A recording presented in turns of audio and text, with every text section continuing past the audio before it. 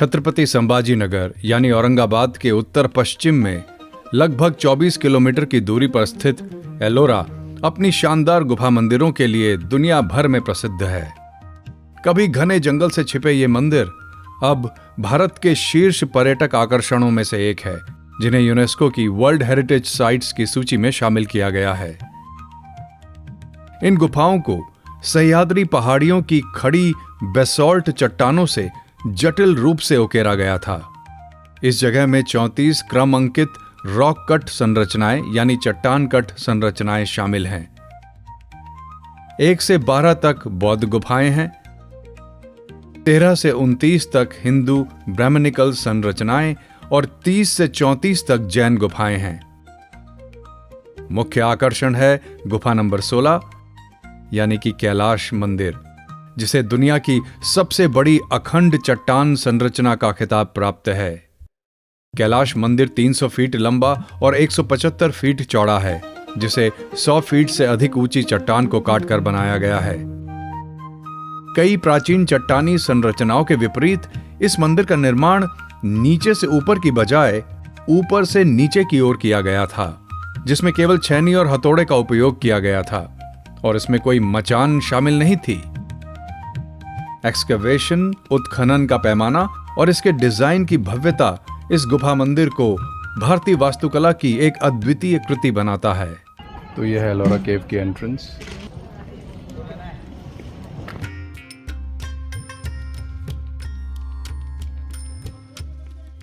प्रवेश द्वार पर 2 मंजिला गोपुरम है। प्रवेश द्वारों के किनारों पर शैव और वैष्णवों द्वारा पूजे जाने वाले देवताओं की मूर्तियां हैं।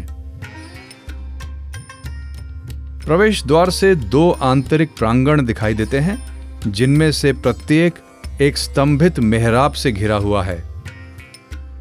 उत्तर और दक्षिण में प्रत्येक प्रांगण में एक विशाल एकल चट्टान है, जिसमें एक आदमकद हाथी उकेरा गया है। राष्ट्रकूट राजाओं को अपने हाथी दल के साथ कई युद्ध जीतने के लिए जाना जाता था, जिससे हाथी उनके पसंदीदा जानवरों में से एक बन गए। मंदिर में हाथी की मूर्तियों की उपस्थिति राष्ट्रकूट राजाओं की समृद्धि और बल का प्रतिनिधित्व करती हैं। कैलाश के मुख्य बरामदे में प्रवेश करने के बाद आगंतुकों को कमल पर बैठी गजलक्ष्मी का नक्काशीदार चित्रण दिखाई देता है। पैनल पर 4 हाथी हैं। 2 बड़े हाथियों में से प्रत्येक को शीर्ष पंक्ति में एक बर्तन से गजलक्ष्मी पर पानी डालते हुए चित्रित किया गया है, जबकि 2 छोटे हाथियों को नीचे की पंक्ति में कमल के तालाब से पानी से बर्तन भरते हुए चित्रित किया गया है। पैनल के पीछे एक किंवदंती है, जो शिव के समर्पित अनुयायियों को समृद्धि का वादा करती है। किंवदंती के अनुसार अलाजापुरा, जिसे अब महाराष्ट्र के अमरावती जिले में एलिचपुर के नाम से जाना जाता है, वहां के राजा को पिछले जन्म में किए गए पाप के कारण एक लाइलाज बीमारी का सामना करना पड़ा।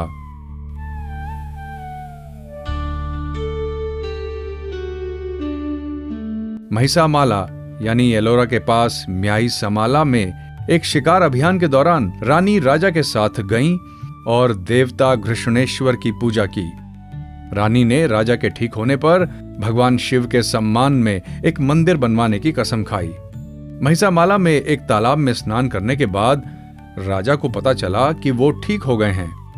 प्रसन्न होकर रानी ने राजा से आग्रह किया कि वे उनकी प्रतिज्ञा पूरी करने के लिए तुरंत मंदिर का निर्माण कार्य आरंभ करें। रानी ने तब तक उपवास करने का संकल्प लिया जब तक वे मंदिर के शिखर यानी शीर्ष पर मुकुट तत्व को नहीं देख लेती। राजा सहमत तो हो गए, लेकिन किसी भी वास्तुकार ने इतनी कम समय सीमा में मंदिर के निर्माण का कार्य अपने हाथ में लेने की हिम्मत नहीं की।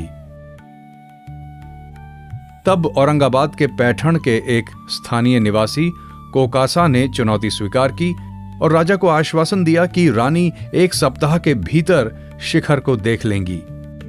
कोकासा और उनकी टीम ने शीर्ष से चट्टान मंदिर को तराशना शुरू किया, ये सुनिश्चित करते हुए कि शिखर 1 सप्ताह के भीतर पूरा हो जाए। तो इस प्रकार उस शाही जोड़े को उनकी दुर्दशा से राहत मिली। रानी के सम्मान में मंदिर का नाम मणिकेश्वर रखा गया और राजा ने इलापुरा नगर की स्थापना की, जिसे अब एलोरा के नाम से जाना जाता है। मुख्य मंदिर के दोनों ओर ध्वज स्तंभ के पीछे बाहरी दीवार पर महाभारत और रामायण के दृश्यों के 2 दिलचस्प पैनल हैं। रामायण पैनल में 7 पंक्तियों में कई दृश्य दर्शाए गए हैं। अयोध्या से श्री राम के प्रस्थान के दृश्य, भरत द्वारा उन्हें वापस लौटाने के लिए मनाने का प्रयत्न, शूर्पणखा के वन दृश्य, रावण द्वारा सीता का अपहरण, श्री राम की हनुमान जी से मुलाकात, हनुमान जी द्वारा लंका पहुंचने के लिए समुद्र पार करना, अशोक वन, रावण के दरबार का दृश्य और अंतिम पंक्ति में लंका पहुंचने के लिए पत्थरों पर पुल बनाती वानर सेना। शिखर यानी विमान इसके नीचे के प्रांगण से 96 फीट ऊपर है और अष्टकोणीय है, 8 कोणों वाला है, जो द्रविड़ वास्तुकला की एक विशिष्ट विशेषता है। गर्भगृह के चारों ओर एक छोटा अंतराल यानी प्रवेश कक्ष है, जो एक बड़े सभा मंडप से जुड़ा हुआ है। इसके दोनों ओर अर्धमंडप और सामने अग्रमंडप है। नदी मंडप को गोपुर और मंदिर के अग्रमंडप के बीच में उकेरा गया है और तीनों भागों को एक तरह के चट्टान से काटे गए पुल से जोड़ा गया है।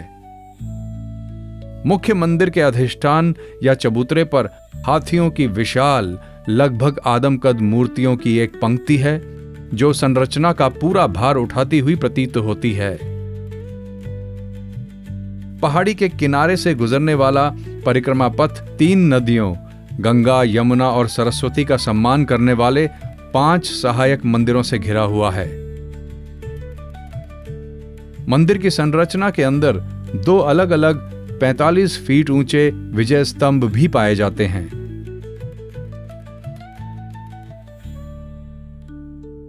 अभी सुबह का टाइम है, ज़्यादा भीड़ भी नहीं है, उससे क्या है कि आराम से भी देख पा रहे हैं और सूर्य की रोशनी भी अच्छी पड़ रही है। हाँ, सुबह का जो टाइम है सबसे अच्छा है अर्ली मॉर्निंग आके यहाँ पे विज़िट करने का, और लाइट भी छन के आ रही है पूरा। कुछ विद्वानों का मानना है कि कैलाश मंदिर के निर्माण में पहाड़ी के बेस पर 3 विशाल खाइयों को राइट एंगल पर खोदा गया था, जो पहाड़ी के बेस तक वर्टिकली कटी हुई थी।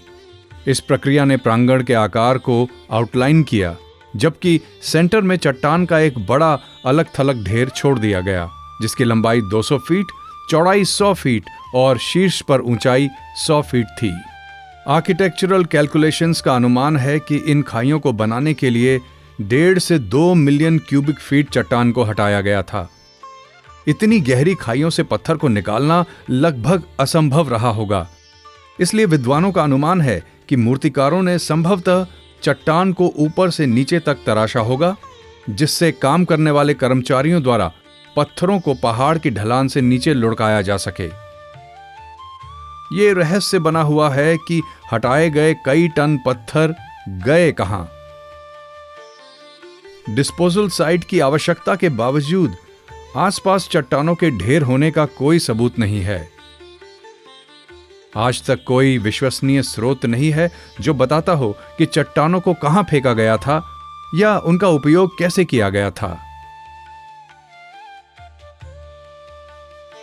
सूडो साइंटिफिक थ्योरीज के अनुसार एलोरा जैसी जगहों के नीचे अनगिनत छिपे हुए मार्ग हैं, जिनमें माना जाता है कि प्राचीन ऊर्जा मशीनें और अन्य तकनीकें हैं।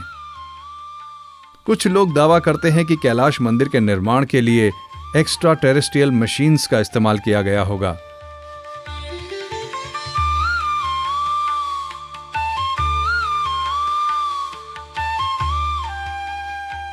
कला इतिहासकारों का सुझाव है कि राजमिस्त्री और मूर्तिकारों ने मिलकर काम किया। जैसे ही एक टीम ने चट्टान को हटाया, दूसरे ने विवरण को तराशना शुरू कर दिया।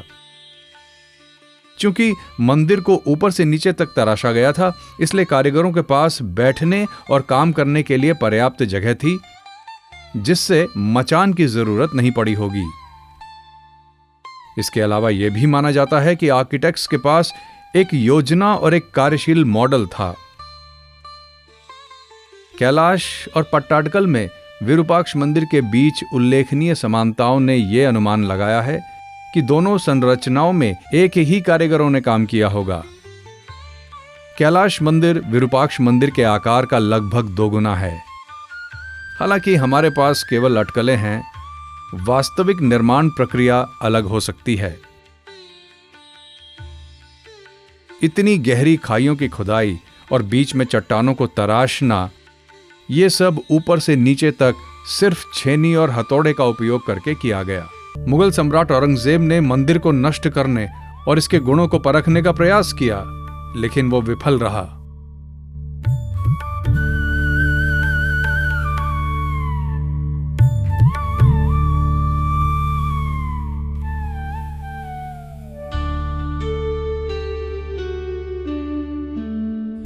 औरंगजेब ने कैलाश मंदिर को नष्ट करने का आदेश दिया।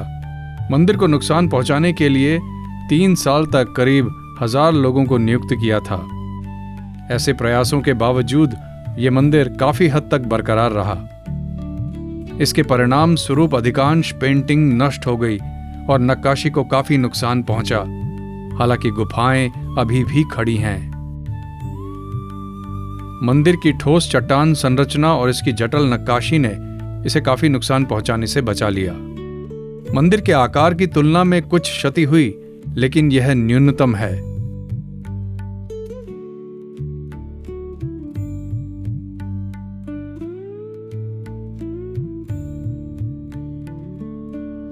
एलोरा का कैलाश मंदिर एक ऐसा स्थान है जहां वास्तुकला प्रतिभा और अध्यात्मवाद का दर्शन दोनों एक साथ मौजूद हैं।